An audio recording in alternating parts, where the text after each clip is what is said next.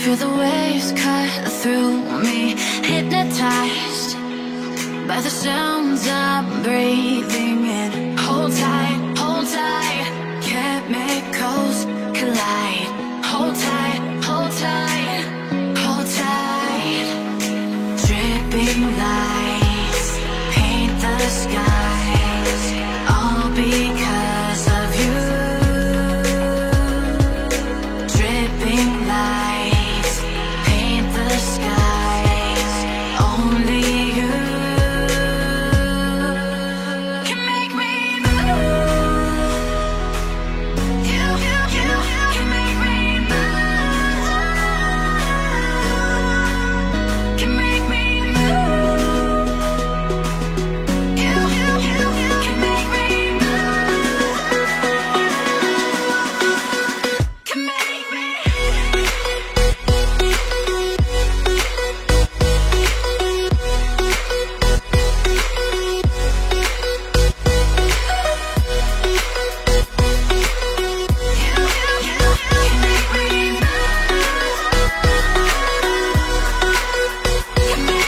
So alive, make it last forever. Stop in time, yeah, I'm surrendering. Hold tight, chemicals collide.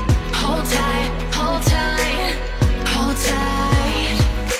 Dripping lights paint the skies, all because of you.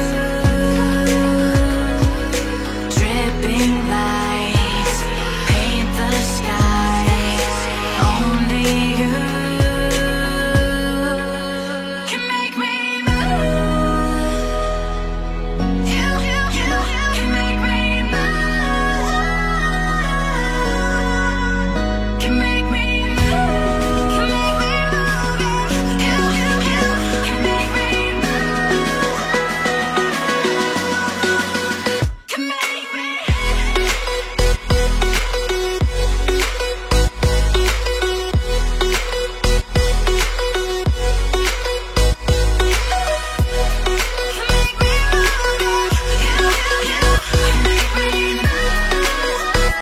Halo guys, ketemu lagi.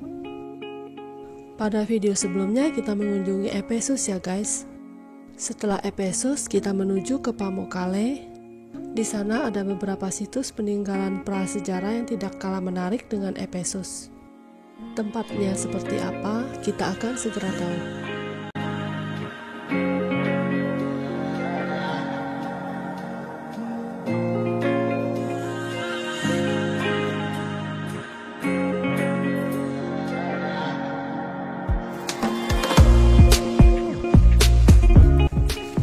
Sekarang adalah tengah hari, kita berhenti di restoran ini untuk makan siang sebelum melanjutkan perjalanan ke Pamukkale.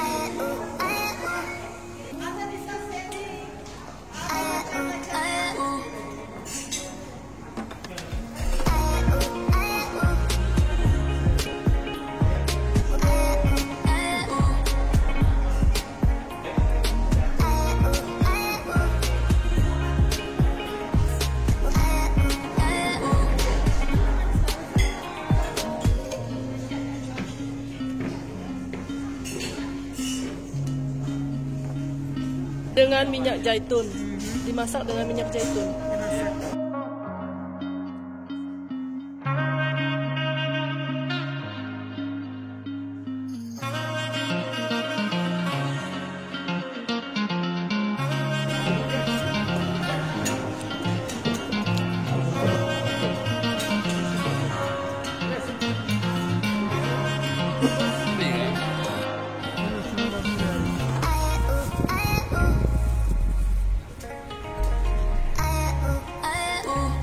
Ini beli apa, cu?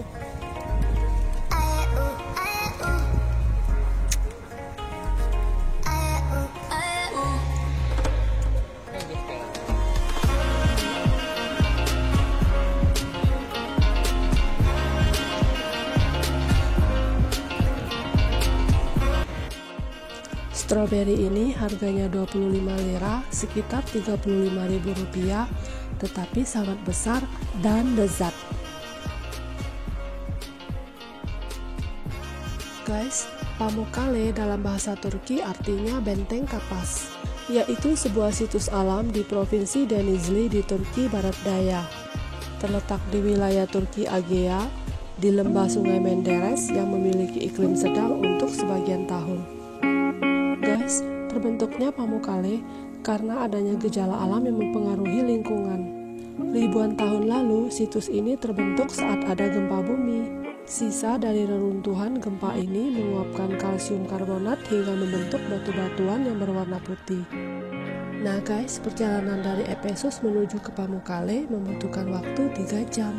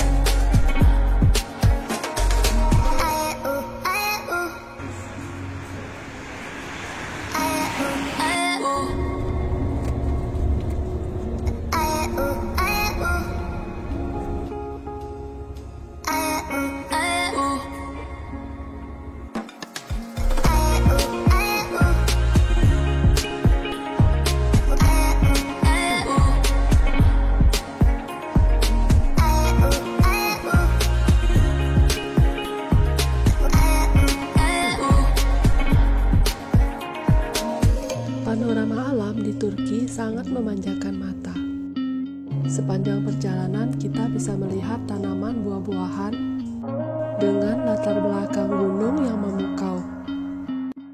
Guys, Turki merupakan salah satu negara penghasil komoditas hasil pertanian terbesar di Eropa. Negara berpenduduk sekitar 82 juta jiwa itu adalah produsen sejumlah komoditas buah-buahan terbesar di dunia seperti hazelnut, ceri, buah ara, aprikot, dan quince. Negara ini juga merupakan penghasil melon, semangka, ceri asam, mentimun, dan buncis terbesar kedua secara global, serta produsen apel terbesar ketiga di dunia. Sementara untuk produksi pistasio, stroberi, kenari, dan lentil, Turki adalah produsen terbesar keempat di dunia.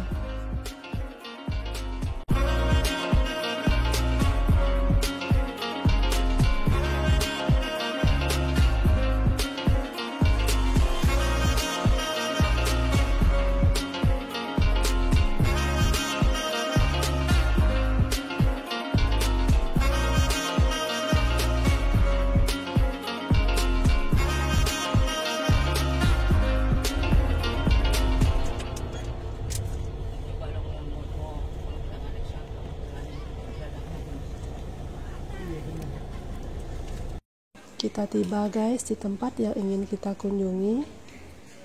Seperti ini suasana sebelum kita masuk ke dalam pintu gerbang. Matahari terlihat bersinar cerah, tetapi udara di luar cukup dingin. Saat ini adalah akhir November, akhir musim gugur 2021.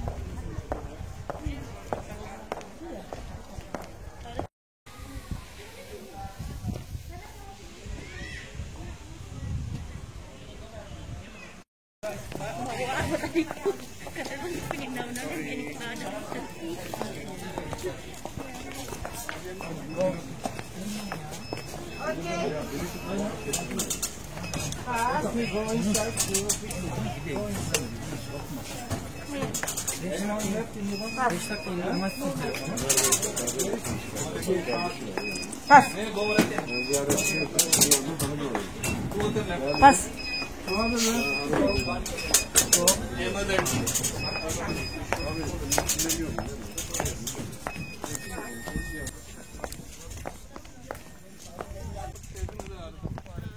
Guys, tempat ini adalah Hierapolis Pamukkale.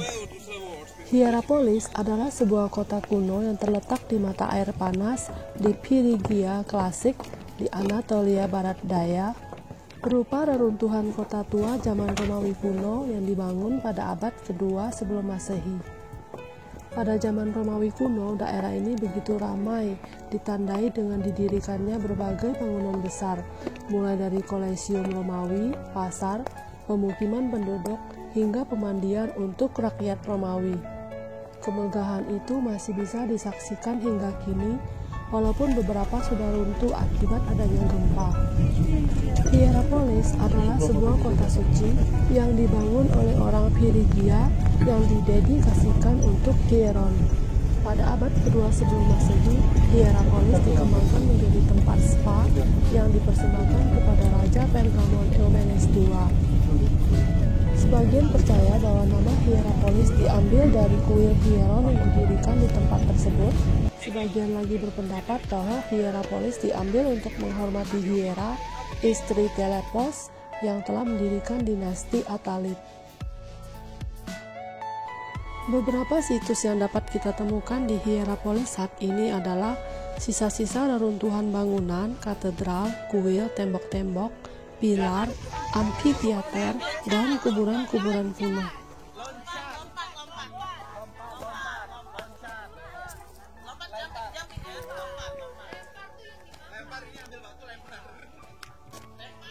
Tempat ini guys disebut nekropolis, yaitu kuburan-kuburan tua.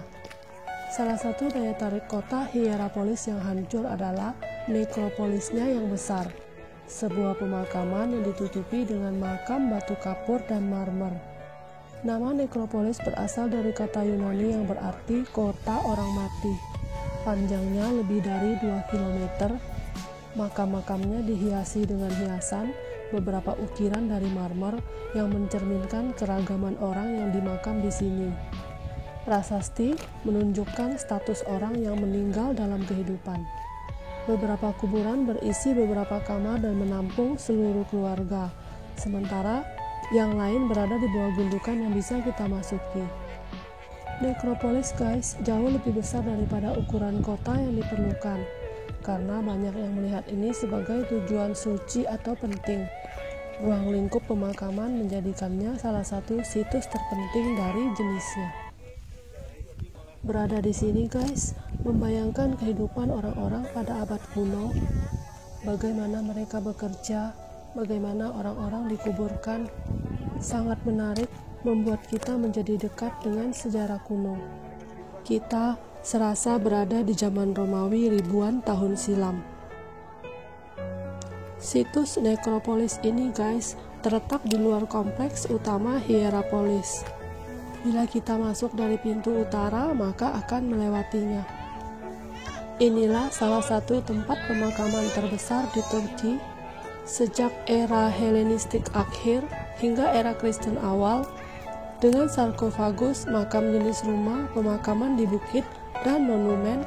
Ada sekitar 300 prasasti yang telah diterjemahkan dan diterbitkan. Guys, nekropolis merupakan peninggalan terkenal dari Hierapolis. Udah nggak ada lagi mungkin. Iya, udah. Ini ada tulisannya. Apa nih? Bahasa zaman sebelum Masehi.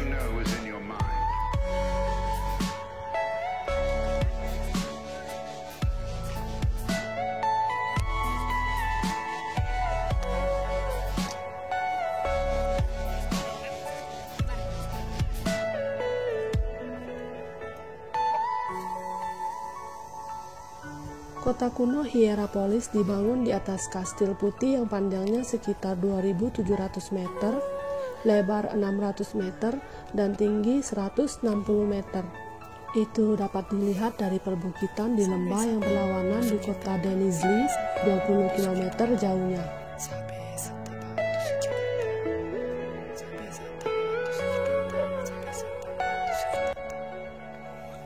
Ada beberapa fakta sejarah yang diketahui tentang asal-usul kota Hierapolis. Tidak ada jejak keberadaan orang Persia yang ditemukan. Orang Frigia membangun sebuah kuil pada paruh pertama abad ke-7 sebelum Masehi. Kuil ini yang semula digunakan oleh warga kota terdekat Laodikia, kemudian menjadi pusat kota Hierapolis. Hierapolis didirikan sebagai spa termal di awal abad kedua sebelum Masehi dalam lingkup Kekaisaran Seleukia. Antiochus Agung mengirim 2000 keluarga Yahudi ke Lydia dan Frigia dari Babel dan Mesopotamia, kemudian bergabung dengan lebih banyak lagi dari Yudea. Kota ini diperluas dengan barang rampasan dari pertempuran Magnesia 1900 sebelum Masehi, di mana Antiochus Agung dikalahkan oleh sekutu Romawi Eumenes II. Setelah perjanjian Apamea mengakhiri perang Suria, Eumenes mencaplok sebagian besar Asia Kecil termasuk Hierapolis. Hierapolis menjadi pusat penyembuhan di mana dokter menggunakan mata air panas sebagai pengobatan untuk pasien mereka. Kota ini mulai mencetak koin perunggu pada abad kedua sebelum Masehi. Koin ini diberi nama Hierapolis. Nama ini akhirnya berubah menjadi Hierapolis atau kota suci. Menurut ahli geografi Bizantium Stephanus, perubahan nama ini karena terdapat banyaknya kuil di tempat ini. Pada 133 sebelum Masehi, ketika Attalus III meninggal, ia mewariskan kerajaannya kepada Roma. Hierapolis dengan demikian menjadi bagian dari provinsi Romawi di Asia. Pada tahun 17 Masehi, selama pemerintahan Kaisar Tiberius, sebuah gempa bumi besar menghancurkan kota tersebut. Kota ini kemudian dibangun kembali dengan gaya Romawi dengan dukungan keuangan kekaisaran.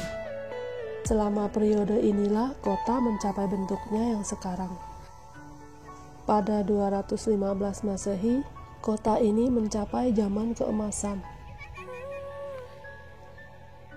Hierapolis dibangun di atas rencana grid, sehingga Colonnade Street bersinggungan dengan jalan lain di sudut kanan.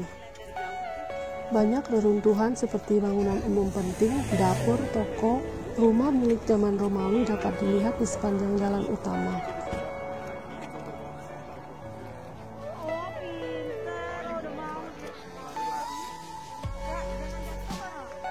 Gerbang dibangun untuk mempertahankan Hierapolis. Gerbang Domitianus berada di utara Hierapolis dan memiliki 2 menara bundar. Gerbang ini adalah yang terbaik yang diawetkan. Ini juga dikenal sebagai Gerbang Frontinus karena dibangun oleh Julius Frontinus pada 84 hingga 86 Masehi, prokonsul Asia Kecil untuk Kaisar Domitian. Gerbang ini memiliki 3 bukaan sehingga juga dikenal sebagai 3 gerbang. Gerbang ini adalah pintu masuk monumental ke kota Romawi dan mengarah ke dataran besar. Lebar 14 meter yang melintasi seluruh pemukiman. Kota ini guys berulang kali dibangun kembali setelah gempa bumi besar dan diperbaiki sebelum berbagai kunjungan kekaisaran ke mata air penyembuhan.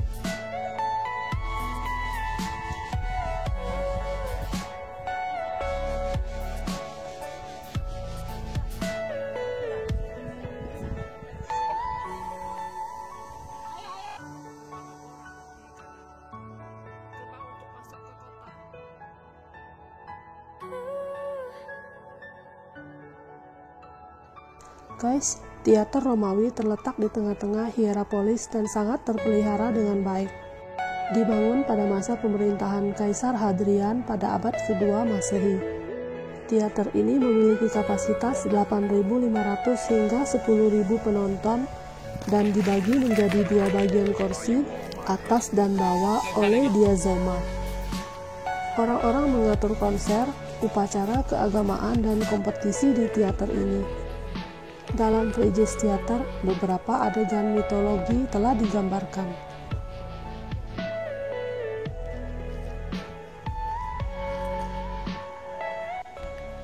Selama masa pemerintahan Septimius Severus pada awal abad ketiga, dilakukan beberapa perubahan. Relik pahatan yang menampilkan subjek mitologis ditempatkan di tingkat yang berbeda. Prasasti pendedikasian membentang di sepanjang entablatur. Auditorium juga dibangun kembali, menggantikan kursi batu kapur kuno dengan yang lain dari marmer. Pamukkale bersama dengan Hierapolis diakui sebagai situs warisan dunia sejak tahun 1988. Hierapolis, reruntuhan kota Romawi kuno yang dibangun sekitar 1900 sebelum Masehi, berada di atas lembah Pamukkale. Guys, Pamukkale terkenal dengan kolam yang berwarna putih dengan kandungan mineral yang baik untuk tubuh karena sudah terbentuk sejak beberapa tahun. Ini dia guys, Katon Castle. Berasal dari mata air di tebing setinggi 200 meter yang menghadap ke dataran Curugsu di barat Turki. Perairan yang bermuatan kalsit yang telah menciptakan landscape yang tidak jauh, terdiri dari hutan mineral, air terjun yang membatu, dan tebing bertingkat. Endapan kalsium karbonat segar memberikan formasi ini lapisan putih yang mempesona. Teras Pamukkale terbuat dari travertine, batu sedimen yang disimpan oleh air dari mata air panas. Di daerah ini guys, ada 17 mata air panas di mana suhu berkisar antara 35 derajat Celcius hingga 100 derajat Celcius. Kalsium karbonat yang mencapai udara disimpan dalam bentuk jelly, tetapi akhirnya mengeras menjadi travertine. Hierapolis dikenal sebagai Roman Mineral Water Spa City yang menjadi pusat terapi termal untuk kesehatan dan kecantikan. Orang-orang Romawi banyak yang datang untuk mencari kesembuhan. Selain itu, di Hierapolis juga ada pemandian Romawi yang sejak tahun 1984 sampai sekarang digunakan sebagai Hierapolis Archaeology Museum. Ada juga kolam termal yang cukup besar, yang di dalamnya ada reruntuhan kolam-kolam marmer dari bangunan kuil Apollo zaman Romawi. Konon, Cleopatra sering datang ke kolam ini untuk spa. Begini guys pemandangan matahari terbenam di Katon Castle. Menakjubkan.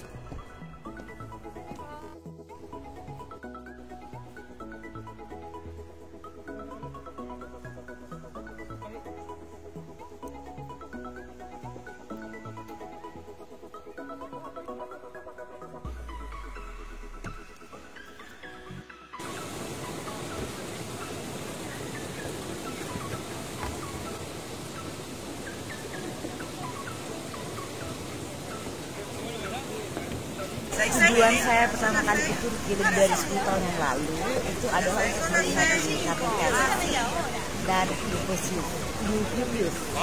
Ephesus.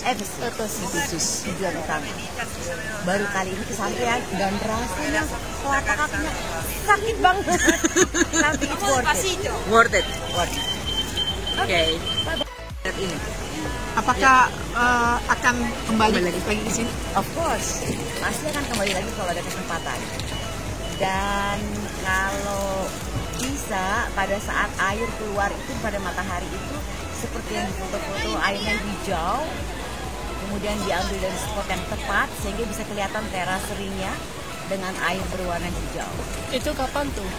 I don't know kapan, tapi kayaknya tergantung dari sinar matahari karena itu pantulan ya, karena itu pantulan dari ini kan air mineral ya, jadi bagaimana seperti kayak telaga 3 warna di mana ya di kita itu Di puncak. Di Sarua.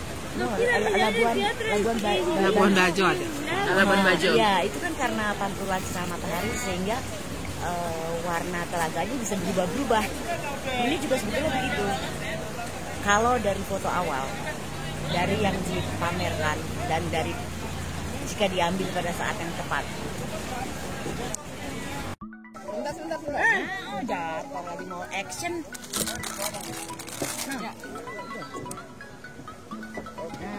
Oh jatuh. Jatuh tadi berapa kali ya sih ya? Jatuh 2 kali, udah habis nanti. Good. Nah guys, kita telah mengunjungi Hierapolis dan Pamukkale. Kesan yang saya dapatkan adalah indah, indah, dan indah. Satu lagi, melihat langsung reruntuhan peninggalan zaman prasejarah itu memberikan pengalaman yang tak ternilai harganya. Malam telah tiba guys, saatnya kita pergi ke hotel, makan, dan beristirahat. Yang tidak kebagian berendam di air panas Cotton Castle tadi bisa berendam di sini loh guys.